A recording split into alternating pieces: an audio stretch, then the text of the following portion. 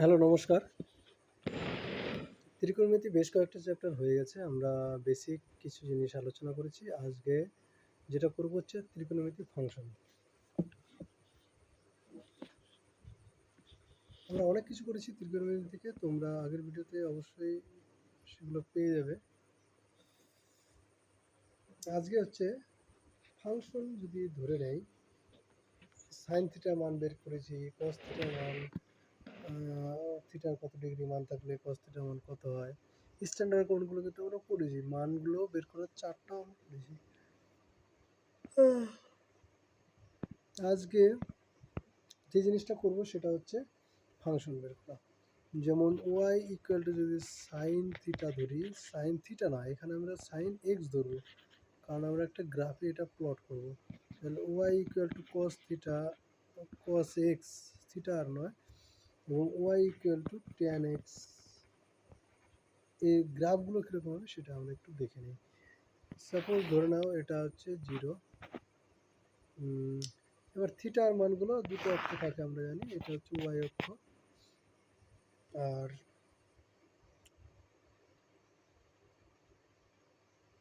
একটু অন্যভাবে করি। হ্যাঁ, এটা y equal to sine x, কারণ জায়গা লাগবে অনেকটা। এখানে এটা 0 বিন্দু ধরে নিলাম, এটা ওয়াই অক্ষ, আর এক্স হচ্ছে এখানে কোণ। ঠিক আছে, এক্স হচ্ছে এখানে কোণ। এই কোণগুলো ধরো 0 থেকে 90 ডিগ্রি পর্যন্ত, মানে π/2 ধরলাম, যেটাকে আমরা 90 ডিগ্রি বলতে পারি। তারপরে পাই, তারপরে 3π/2, তারপরে 2π, এরকম করে এগোতে থাকে, ধরে নিলাম। ঠিক আছে, 2π, তারপরে 3π, অনেক দূরে গেলে এখানে এটা থাকবে, এখানে 3π। আবার মাইনাসের দিকে একইভাবে থাকবে, -π/2, -π, -2π। এবার সাইন থিটার মানটা আমরা কি জানি, 0-তে 0। তাহলে এবার গ্রাফটা যদি আঁকি,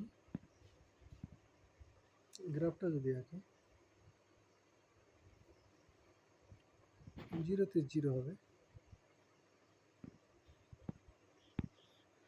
যখন π/2 সাইনের মান হচ্ছে সর্বোচ্চ 1 হবে, এটা ধরে নিলাম 1, তাহলে 1 না, আবার পায়ে এসে এর মান হয়ে যাবে 0,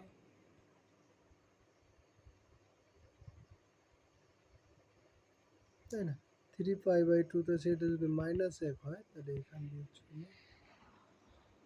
এরকম করে চলতে থাকবে। ঠিক একইভাবে নেগেটিভ দিকে চলতে থাকবে এরকম করে, মানে পাইতে এসে 0 হবে, 2πতে এসে 0 হবে, π/2, 3π/2তে এসে π/2তে এসে 1 হবে, -π/2। অ্যাকচুয়ালি এটা এরকম হবে।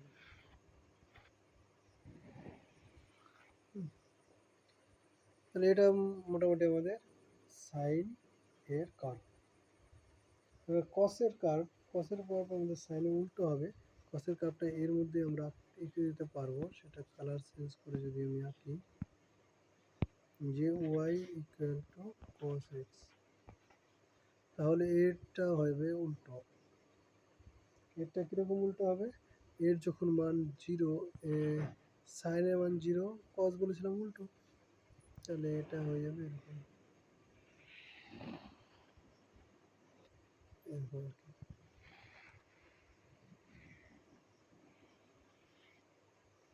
যেগুলোতে সাইন 0 সেগুলোতে কস কিন্তু আমাদের 1 হয়, যেখানে কস 0 সেখানে সাইন 1, এরকম। এবার ট্যানের ক্ষেত্রে কী হবে, ট্যানের ক্ষেত্রে এবার তো বের করি, tan y equal to tan x. এই গ্রাফটা যদি আঁকি,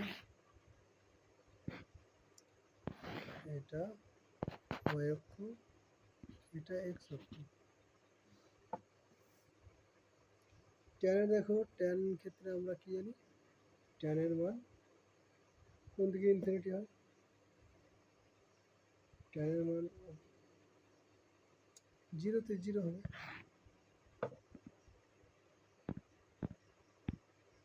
জিরোতে জিরো হবে, পাই/2-তে টেনের মান অসীম যায়। পাই/2, এটা যদি পাই/2 হয়, এটা যদি পাই/2 হয়, এরকম করে অসীমে চলে যাবে, মিশবে না। আর এটা যদি -পাই/2 হয়, এখানেও এসে টেনের মানটা কিন্তু অসীমে চলে যাবে। দেখো তোমরা মানগুলো মনে করার চেষ্টা করো, tan পাই/2 এর মান কিন্তু অসংখ্য, কোথায় গিয়ে মিশবে আমরা কেউ জানি না।